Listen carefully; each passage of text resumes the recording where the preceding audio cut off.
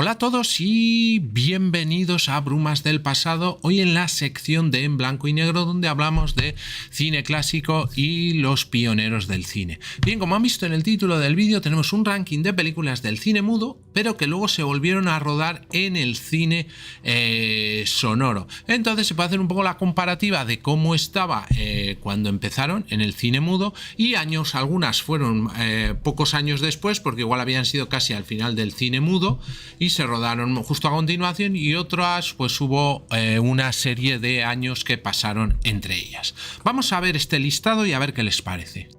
Bien, pues les voy a dar 5 segundos para que se suscriban a mi canal. Ya saben que a ustedes solo les cuesta un solo clic, pero a mí me ayudan mucho para seguir haciendo vídeos. Muchas gracias. Bien, pues la primera que tenemos es Los 10 Mandamientos, la versión de 1923. En inglés era The Ten Commandments y evidentemente es una película muda producida y dirigida por Cecil B. DeMille y el guión escrito por Jenny McPherson. Se divide en dos partes, un prólogo que recrea la historia bíblica del Éxodo y una historia moderna en torno a dos hermanos y sus respectivos puntos de vista acerca de los 10 mandamientos. Curiosamente, la idea de la película se basó en la presentación ganadora de un concurso en el que el público sugirió ideas para la próxima película de DeMille. El ganador fue un tal F.C. Nelson de Lansing, y la primera línea de su sugerencia ponía algo así como: no puedes romper los 10 mandamientos, ellos te romperán. Debido a esto, pues el director B. DeMille se embarcó en la aventura de rodar los 10 mandamientos. Es la primera de una trilogía de películas bíblicas hechas por DeMille, con otras dos películas como Rey de Reyes y El signo de la cruz. Bien, el reparto, como les he dicho, tiene dos partes. Pues en el prólogo tenemos a Theodore Roberts como Moisés, a Charles de Rochefort como Ramsés y una gran cantidad de actores. Y en lo que podríamos denominar ya la historia, pues Edith Chapman como la señora Martha McTavish, Richard Dix como John McTavish su hijo, Ross LaRocque como Dan McTavish su hijo y, como les digo, otra serie de actores. Es una película que es larga para la época, 136 minutos, y su presupuesto fue casi de $1,5 millones y recaudó más de $4 millones. Bien, pues luego tenemos Los 10 Mandamientos de 1956 y que está otra vez dirigida y producida por Cecil B. DeMille. Evidentemente se basa un poco en lo mismo, dramatiza la historia narrada en el libro del Éxodo de la Biblia, cuya autoría tradicionalmente se atribuye a Moisés, un príncipe egipcio adoptado que se convierte en el líder de su pueblo, liberando la esclavizada nación hebrea del yugo egipcio. La película está protagonizada por Charlton Heston como Moisés, Jules Briner como Ramsés II, Ann Baxter como Nefertari, Edward J. Robinson como Dathan y Yvonne de Carlo como Séfora, aparte de otros muchísimos conocidos actores. Fue rodada en Egipto, en el monte Sinaí y la península del Sinaí. Además fue la última y más exitosa película dirigida por B. DeMille. Fue, digamos, en esa película se construyó uno de los sets de filmación más grandes de la historia del cine. Y como en la película, digamos, en blanco y negro tuvo un gran presupuesto, aquí también $13 millones y recaudó casi $200 millones de la época del año 1956. Ganó un Oscar a los mejores efectos especiales y 6 nominaciones. Esta película fue considerada cultural, histórica y estéticamente significativa por la Biblioteca del Congreso de los Estados Unidos. Sería la última gran producción de Cecil B. DeMille. Bien, tenemos luego Rey de Reyes de 1927, también de Cecil B. DeMille, y la película narra la vida de Jesús de Nazaret, en concreto las últimas semanas antes de la crucifixión. Como saben, la película evidentemente está filmada en blanco y negro, es muda, pero las últimas secuencias se rodaron en Technicolor. Su estructura está basada en textos extraídos de los evangelios que aparecen en la pantalla antes de cada escena y que permiten al espectador seguir la historia. Podemos destacar esta película como la primera gran obra del cine y con la figura de Jesús, aunque había habido películas anteriores, pero realmente esta es igual la primera que destaca. Podría haber sido ya rodada con sonido ya que existía el cine sonoro, pero Cecil B. DeMille prefirió seguir la estética del cine mudo. El argumento, pues la película empieza con María Magdalena con una imagen de sensual cortesana rodeada de hombres que aparentan riqueza y poder. Y pues de ahí después se ve cómo se encuentra con Jesús y queda integrada en el grupo de apóstoles y narra toda la historia hasta la pasión, muerte y resurrección de Jesús. Una película también bastante larga para la época, 115 minutos. Entonces, como todas las de Cecil B. DeMille, pues tenemos siempre le daban bastante presupuesto para hacer. Los protagonistas son H.B. Warner, Dorothy Cumming, Ernest Torrance, Joseph Sniraud y James Neal. Bien, y luego tenemos Rey de Reyes, película de 1961, y es una película estadounidense dirigida por Nicholas Ray y con Jeffrey Hunter en el papel principal, basada en la vida pública de Jesús de Nazaret, y tiene pues bueno, digamos, artistas de un montón de países como Robert Ryan, Siobhan McKenna, incluso otra serie de actores que eran digamos famosos en la época. Entonces esta sería, digamos, la primera versión que se hizo en el sonoro de la de Cecil B. DeMille. Ya Cecil B. DeMille evidentemente ya había fallecido, entonces esta es una versión pues ya diferente a lo que podría haber hecho Cecil B. DeMille. No es la de no tuvo tanto éxito como en el otro caso de los 10 mandamientos, la sonora, pero bueno, es una película que se puede ver. Bien, tenemos luego Cleopatra de 1917, aunque también hay una versión de 1912, incluso de 1909, pero cojo esta porque esta es de la que podemos considerar película, dirigida por J. Gordon Edwards y con a Cleopatra interpretado por la actriz Theda Bara. Además el actor Fritz Leiber como Julio César y Thurston Hall como Marco Antonio. Fue una de las producciones más elaboradas de Hollywood hasta entonces, con decorados y vestuarios muy trabajados, y según indicaba el estudio, la película costó $500.000 de la época y empleó a casi 200 personas. Está basada en la obra de William Shakespeare, Antonio y Cleopatra, y Theda Bara aparece con una gran cantidad de fantásticos vestidos bastante osados para la época.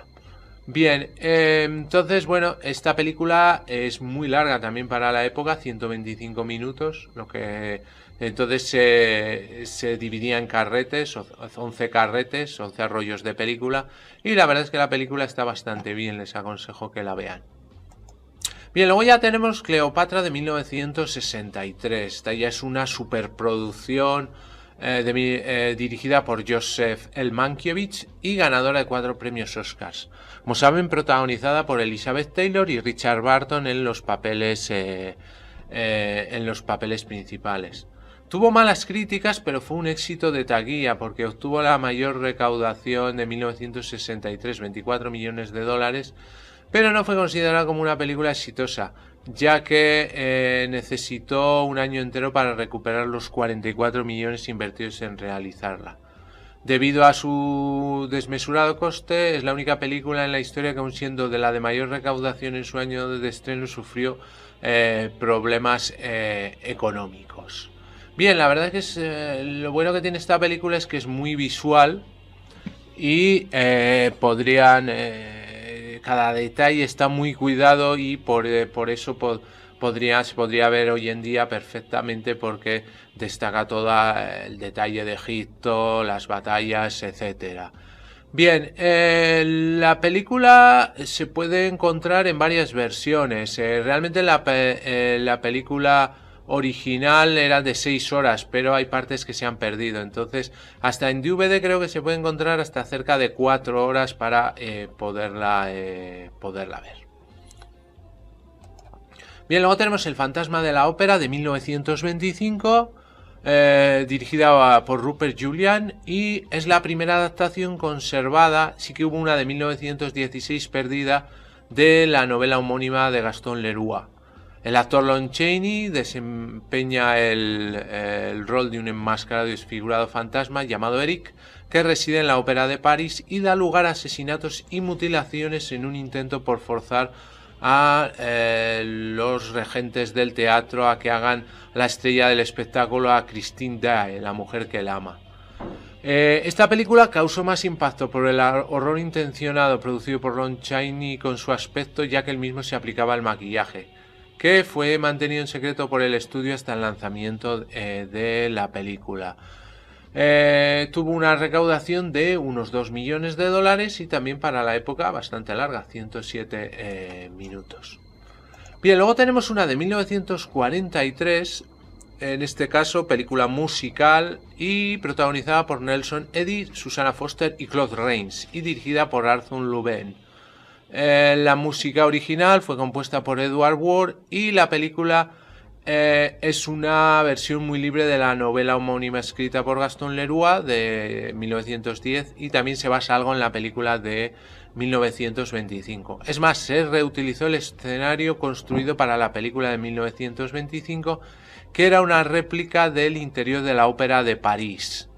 Aparte de los escenarios, esta versión del Fantasma de la Ópera tiene poco que ver con la anterior, ya que realmente la otra era como muy siniestra y esta es más cálida, más bueno, como más aventurera, y la verdad que el papel de Claude Rains como el Fantasma de la Ópera pues está muy logrado. Además es una película que se ve muy fácil, tiene 92 minutos y se les aconsejo que la vean.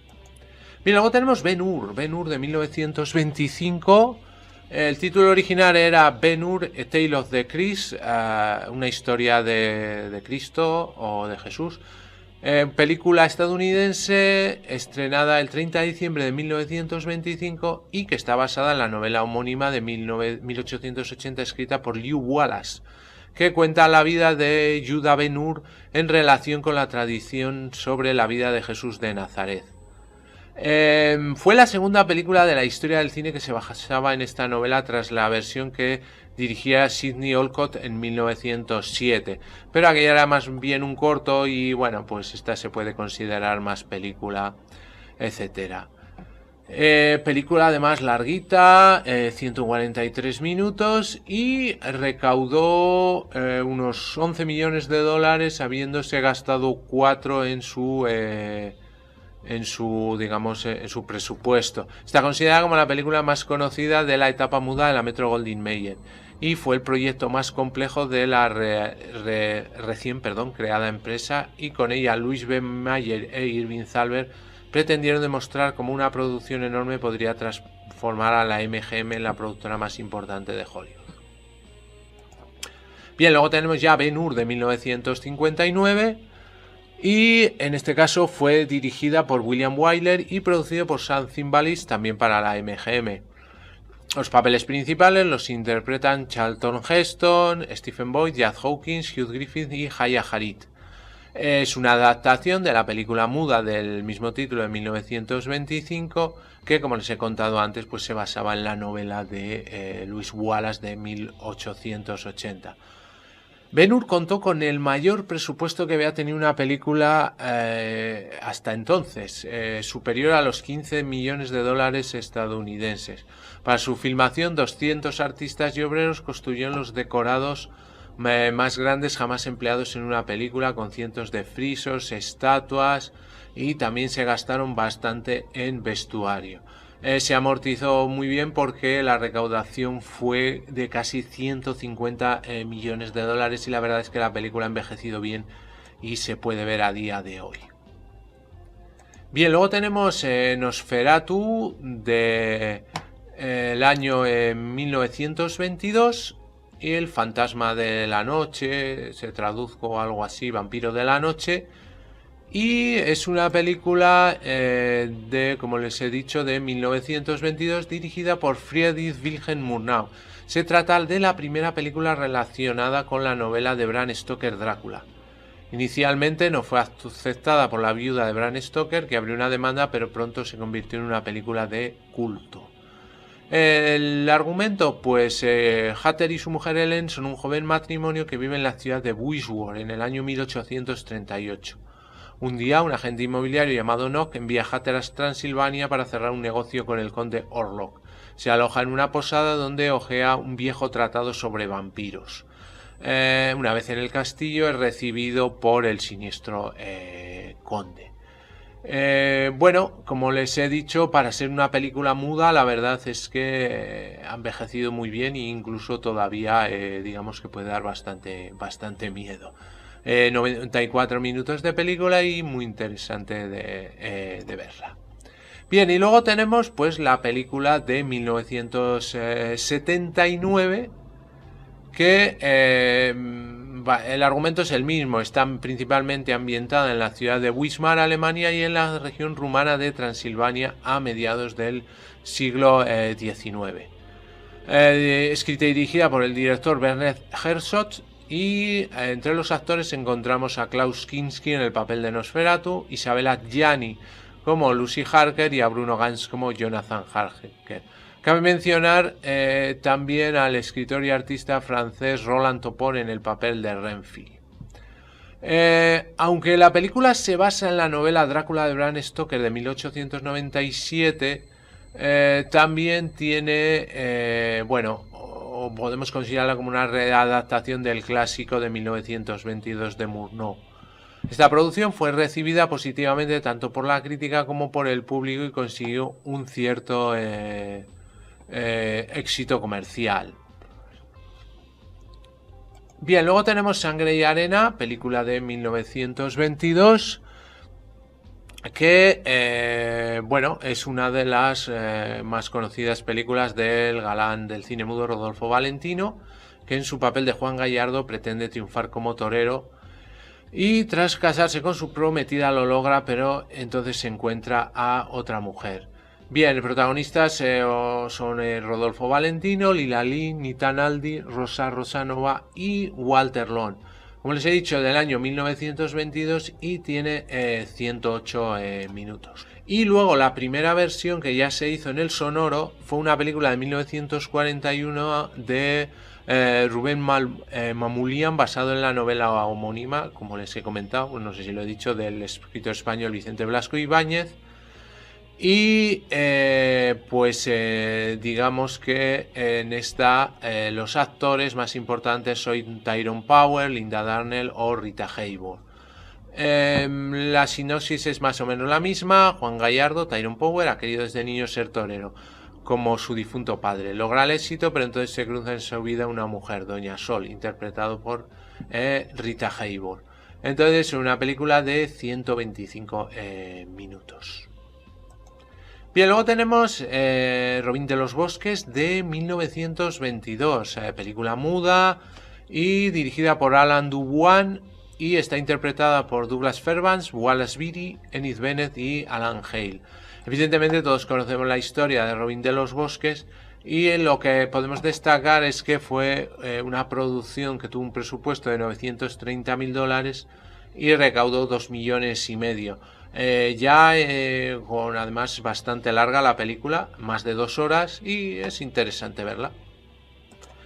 Bien, y luego tenemos la primera versión que ya se hizo en el sonoro, que es la de 1938, dirigida por Michael Curtiz y William Kigley, y escrita por Norman Ridley Rain y Seton E. Miller.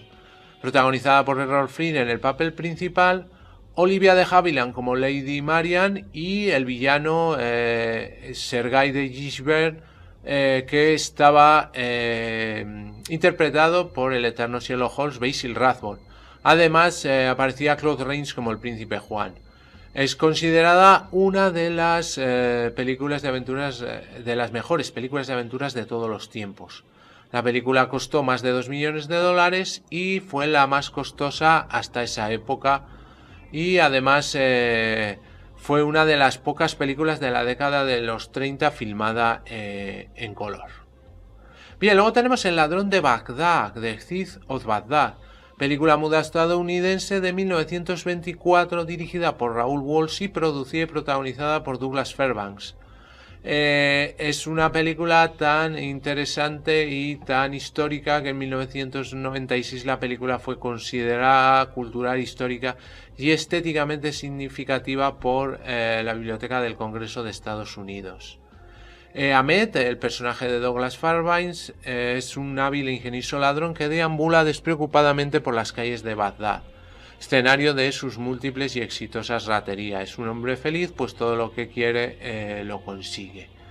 Bien, una película que curiosamente tuvo un presupuesto bastante grande para esa época, casi 1.200.000, y tampoco es que recaudara mucho más, porque recaudó 1.500.000. Película de 140 minutos.